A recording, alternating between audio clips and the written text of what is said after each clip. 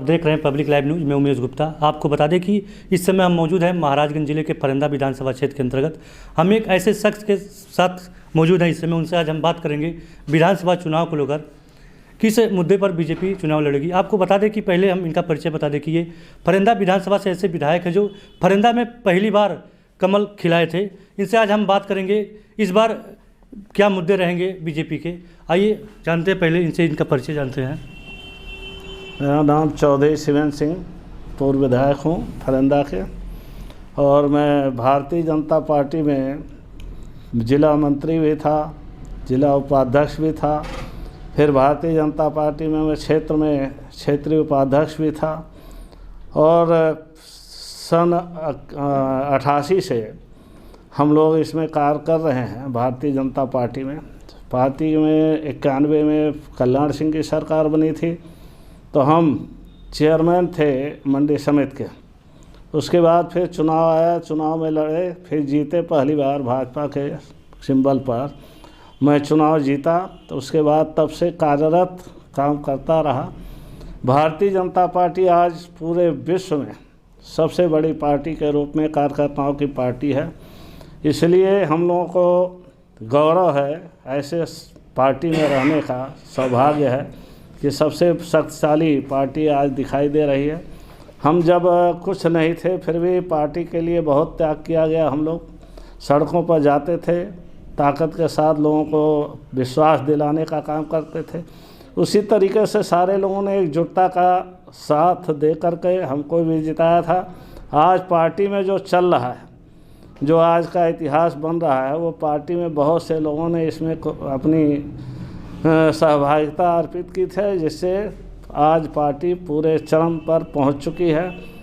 प्रदेश और देश में जो एक साथ पूर्ण बहुमत की सरकार बनी, उसी से आज हमारे देश का एक सर्वोपरि जो सर्वमान ताकत दिखाई दे रहा है कि हमारे भारतीय जनता पार्टी के जो एजेंडे थे, जो हमारे भारतीय जनता पार्टी में जिसके लिए हम लोग नारा लगाते थे, वो नारे आज बंद हुए। क्योंकि आप सभी लोग जान रहे हैं कि भारतीय जनता पार्टी पूरे शक्तिशाली तरीके से, जो पूरे मजबूती के साथ पूर्ण बहुमत की सरकार नरेंद्र भाई मोदी के नेतृत्व में बनी, तो बहुत से लोगों ने कहा कि ये कैसे सरकार चला सकते हैं, एक मुख्यमंत्री थे। लेकिन उन्होंने कहा था मेरा 56 इंच का सीना है, जिसके 56 वही देश को ताकत दे सकता है। इस तरीके से लोगों ने उन पर बहुत कमेंट कसे थे। लेकिन कहा गया कि हम अपने पार्टी के कार्य में व्यस्त रहें, दूसरों पर भरोसा नहीं करते, जैसे लोगों पर जो हमारे पर कमेंट कसते हैं। हम अपने रास्ते को प्रशस्त करते चलें, लोग कहते रहें, और वो चलते गए। और आज पूरे देश में जो एजेंडा था हमारा 35 से धारा 370 कश्मीर का, वो समाप्त किया गया। और जो एजेंडा मेरा था राम जन्मभूमि का, वो भी एजेंडा पूरी ताकत के साथ कांग्रेस ने जो हल्फनामा दिया था कोर्ट में कि हम पूरे देश में मजबूती प्रदान नहीं कर सकते, सुरक्षा प्रदान नहीं कर सकते, जिसके कारण वो सुनवाई रुक गई थी। लेकिन नरेंद्र भाई मोदी जब प्रधानमंत्री बने तो उन्होंने उसमें सुनवाई करने के लिए आदेश करा दिया, और सुनवाई चलती रही। उन्होंने फिर दिया कि हम पूरे देश को मजबूती के साथ यह विश्वास दिलाना चाहते हैं, कहीं भी हमारे यहाँ दंगे फसाद नहीं होंगे, सुनवाई होगी, उसका लक्ष्य पूरा होगा। जो भी आएगा उनका क्या कहते हैं विश्वास बनाएगा, उस पर हम अपना समर्पण करेंगे और कार्य करेंगे। और आज हमारे राम जन्मभूमि को जब उस पर वो आया, फैसला आया, तो फैसले के बाद सारे लोग एकजुटता के साथ आज राम जन्मभूमि पर मंदिर बन रहा। तो ये सारे मुद्दे हमारे समाप्त हो गए। अब हमारे मुद्दे हैं, हम देश को एक मजबूती प्रदान करते हुए पूरे देश को, जिसने हमने अपना एक नारा दिया कि सबका साथ सबका विश्वास, और सबका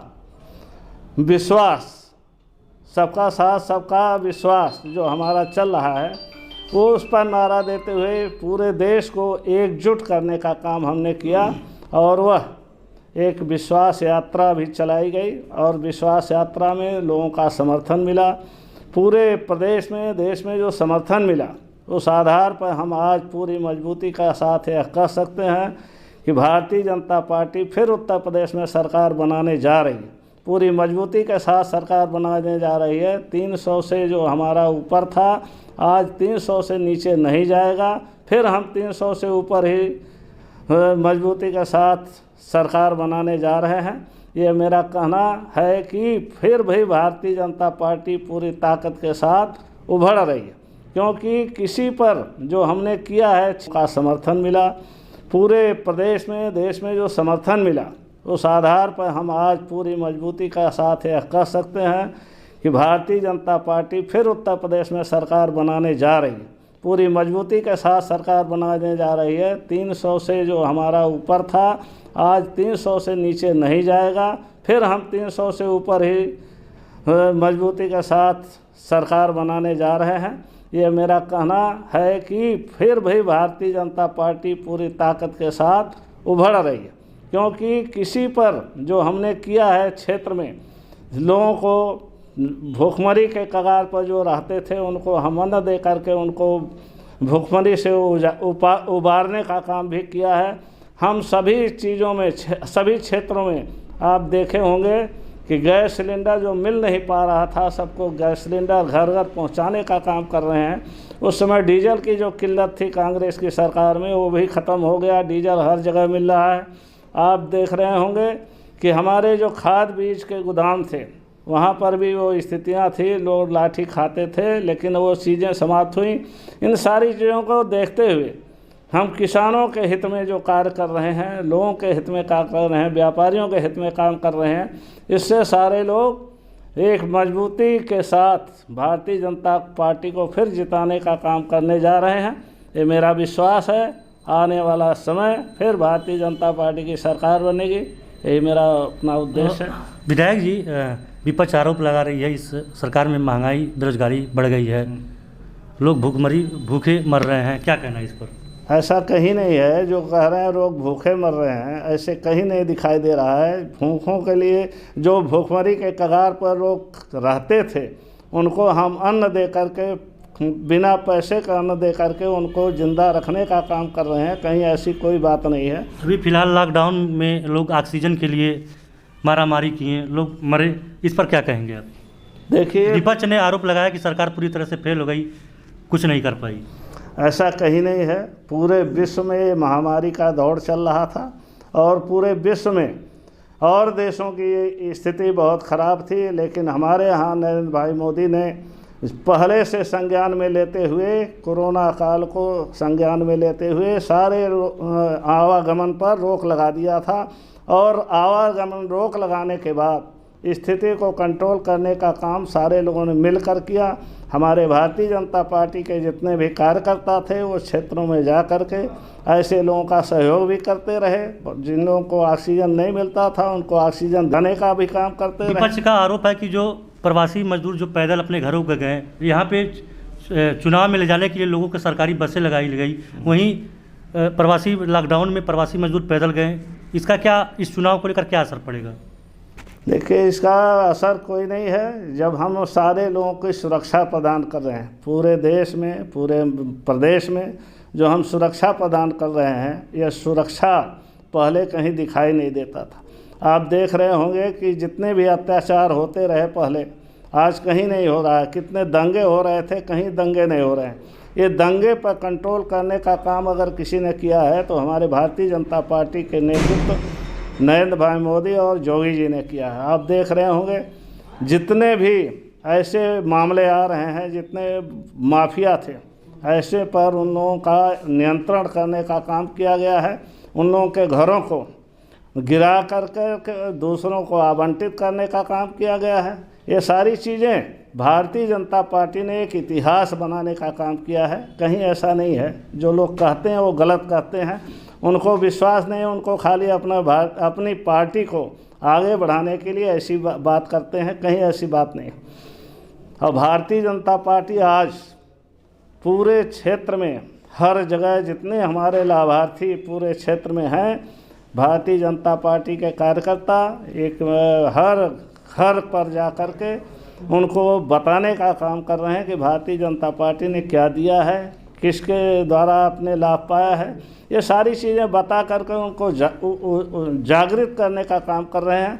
तो विधायक जी, आप यहाँ से पहले भी विधायक रहे हैं, इस बार ऐसा क्या मुद्दा रहेगा, क्या ऐसा क्या चीज़ है जो फरेंदा में नहीं है, फरेंदा के लोगों के लिए ये मुद्दा हो सकता है? फरेंदा में क्या नहीं है, फरेंदा में तो सारी चीज़ें दिखाई दे रही हैं। यहाँ से देखिए बस का आवागमन पूरा अच्छा है, रेलवे का आवागमन पूरा अच्छा है। यहाँ बस स्टैंड नहीं है। हाँ, इसको लेकर लोगों हाँ, बस स्टैंड की बात मांग पूरी हो रही है, उसके लिए भी लोगों का कहा गया है, उसके लिए फिर आगे आने वाले समय में बस स्टैंड की व्यवस्था की जाएगी। आप महाराजगंज में अभी एक बस स्टैंड के बनाया जा रहा है, उसको आप सभी लोग जाने हैं, उसका लोकार्पण भी होने वाला है। और इसी तरीके से सारे कार्य इतने भी सड़कें बनी हैं, आप देख रहे होंगे उत्तर प्रदेश में जब भी दूसरे की सरकार बनती थी तो कहीं सड़कें नहीं बनती थी, सब गड्ढे रहते थे। लेकिन भारतीय जनता पार्टी की सरकार बनी तब से सड़कों का जाल फैल गया, कहीं भी बॉर्डर से लेकर किनारे तक कहीं गांव पूरी हो रही है। उसके लिए भी लोगों का कहा गया है, उसके लिए फिर आगे आने वाले समय में बस स्टैंड की व्यवस्था की जाएगी। आप महाराजगंज में अभी एक बस स्टैंड के बनाया जा रहा है, उसको आप सभी लोग जाने हैं, उसका लोकार्पण भी होने वाला है। और इसी तरीके से सारे कार्य इतने भी सड़कें बनी हैं, आप देख रहे होंगे उत्तर प्रदेश में जब भी दूसरे की सरकार बनती थी तो कहीं सड़कें नहीं बनती थी, सब गड्ढे रहते थे। लेकिन भारतीय जनता पार्टी की सरकार बनी तब से सड़कों का जाल फैल गया, कहीं भी बॉर्डर से लेकर किनारे तक कहीं गांव तक जोड़ने का काम, बड़ी बड़ी रोडों से जोड़ने का काम भी भारतीय जनता पार्टी ने किया है। यहाँ रोजगार के लिए क्या है, यहाँ रोजगार के लिए क्या है, क्योंकि चीनी मिल तो बंद पड़ी है काफ़ी दिनों से। देखिए, यहाँ रोजगार के लिए जिस समय आप लोग देखे होंगे कि भारतीय जनता पार्टी की सरकार बनी तो रोजगार के लिए यहाँ पर स्थिति अभी यहाँ पर फरेंदा में नहीं बन पाई। लेकिन आप देख रहे होंगे फरेंदा के इस पूरे गोरखपुर मंडल में आप एक कारखाना बंद पड़ा था, कांग्रेस में सरकार थी, भारतीय जनता पार्टी के हमारे पंकज चौधरी एमपी थे, उनके द्वारा पूरा प्रयास किया जा रहा था, लेकिन कांग्रेस की सरकार कहीं सुनने वाली नहीं थी। लेकिन भारतीय जनता पार्टी आज पूरे देश में मजबूती की सरकार बनाई और नरेंद्र भाई मोदी ने पहले ही आकर के कहा था कि मैं इस गोरखपुर को आगे बढ़ाने का काम करूंगा। उन्होंने कारखाने को बनाने का काम किया, फिर यहाँ एम्स को दिया और वहाँ देखिए यहाँ हमारे यहाँ मेडिकल कॉलेज के भी दिया। ये सारी व्यवस्था नरेंद्र भाई मोदी ने जो दिया है उस सारे चीज़ों में रोज़गार बढ़े हैं, क्योंकि आप एम्स में भी रोज़गार बढ़े हैं और फर्टिलाइज़र में भी रोज़गार बढ़े हैं। आने जाने पर वहाँ जितनी भी दुकानें खुलेंगी उस पर से छोटे छोटे दुकानों को भी लाभ मिलेगा, ऐसा नहीं है। और आप देख रहे होंगे गोरखपुर में जो पर्यटक स्थल के रूप में चिड़ियाघर और सारी चीज़ें बनाई जा रही हैं, उस पर भी तब छोटे छोटे दुकानें जो खुलेंगी उससे लोगों को रोज़गार मिलेगा। ऐसा नहीं है रोज़गार कोई पैदा नहीं करता है, रोज़गार भारतीय जनता पार्टी ने ऐसी व्यवस्था दी है कि रोज़गार अपने आप पैदा हो रहा है। आप देख रहे होंगे एक सरदार वल्लभ भाई पटेल की मूर्ति बनाई गई, उस पर लोग बड़ा पटाक्षेप करते रहे पूरे लोग, लेकिन एक पर्यटक स्थल के रूप में उसने वहाँ पर मूर्ति बनाई गई, जिससे वहाँ बहुत से रोज़गार मिलेंगे, बहुत से लोगों की दुकानें खुलेंगी, होटल खुलेंगे, बाहर से विदेशी लोग आकर के वहाँ रुकने का काम करेंगे, तो पैसे भी छोटी छोटी चीज़ जो लोगों को दिखाई नहीं दे रहा है। इसी तरीके से पर्यटक स्थल के रूप में हमारे अयोध्या को विकसित किया जा रहा है, तो वहाँ भी बहुत से लोगों को रोज़गार मिलेगा। तो रोज़गार पैदा किया जा रहा है, ऐसा नहीं है कि रोज़गार नहीं मिलेगा। क्या इस बार अगर आपकी सरकार आती है तो क्या ये चीनी मिल जो बंद पड़ा वो चालू होगा? ऐसा अभी चीनी मिल जो बंद हुआ, इसमें देखिए जितने यहाँ के कर्मचारी थे उन लोगों की गलती से चीनी मिल बंद हुआ। उस समय जब यहाँ इंजीनियरों पर और उसके कर्मचारी माने उसके अधिकारियों पर इन लोगों ने ताला बंद करके जो तरीके से घटना किया था, इसलिए वो सारे लोग नाराज़ होकर के रिपोर्ट लगा दिया था। मैं सच्चाई ये बोल रहा हूँ कि इंजीनियर ने ये रिपोर्ट लगा दिया था कि यह चीनी मिल चल ही नहीं सकती, अगर इसको चलाया जाएगा तो ये इसके बॉयलर वगैरह सब पुराने या भ्रष्ट हो जाएंगे, यहाँ पर खतरा हो सकता है। उसने रिपोर्ट लगाकर जब दे दिया, उस समय मुलायम सिंह की सरकार थी और मुलायम सिंह के उनको दे करके और केंद्र में दे दिया तो यह चीनी मिल बंद हो गई। और उसके बाद इस चीनी मिल में इतने भी लोग राजनीति करने लगे और उसका परिणाम हुआ कि इसके कर्मचारी कई भागों में बंट करके राजनीति की और उसका परिणाम हुआ कि हमेशा के लिए बंद हो गया। और स्थिति ये बनी कि उसके जितने कर्मचारी थे उसके पैसे भी नहीं मिल रहे थे। अभी हाल में जो है हमारे सांसद पंकज चौधरी जी ने उन्होंने बहुत प्रयास किया और कुछ लोगों को पैसा दिलाने का काम किया है, कई करोड़ रुपए पैसा दिलाया है और आने वाला समय में उन लोगों को भी पैसा दिलाने का काम कर रहे हैं ये। और इनका फर्स्ट काम था, पंकज चौधरी ने ये अपना दिया था कि अगर चीनी मिल नहीं चल सकती है तो हमारा ये वस्त्र का ही बनाने का एक उद्योग खुल जाए, उसके भी प्रस्ताव दिया है, लेकिन अभी उस पर कोई कार्य हो नहीं पाया। इस बार कितना सीटें का अनुमान आपका लग रहा है? हाँ, विधानसभा चुनाव में बीजेपी कितना सीटें निकाल सकती है? अब विधानसभा चुनाव में देखिए 300 से ऊपर तो निकाल सकती है, क्योंकि इस समय जो हम लोग कार्य कर रहे हैं, भारतीय जनता पार्टी जो कार्य कर रही है वो घर घर जाकर के काम आगे बढ़ाने का काम कर रही है। कोई भी विधानसभा ऐसा नहीं है जहां कार्यकर्ता मनोयोग से लग करके और घर घर जा कर के हम उन लाभार्थियों तक पहुंचने का काम कर रहे हैं जिसमें भारतीय जनता पार्टी ने जो जो लाभ दिया है उसको हम बताने का काम कर रहे हैं, एक एक घर को जगाने का काम कर रहे हैं। इसलिए पार्टी अपने पर भरोसा करती है कि हम 300 से ऊपर जाएंगे। चलिए, हमारे साथ मौजूद थे पूर्व विधायक शिवेंद्र चौधरी जी। इन्होंने विधानसभा चुनाव को लेकर बेबाकी से अपनी बात रखी। आप देख रहे हैं पब्लिक लाइव न्यूज़, मैं उमेश गुप्ता, महाराजगंज। आप देख रहे हैं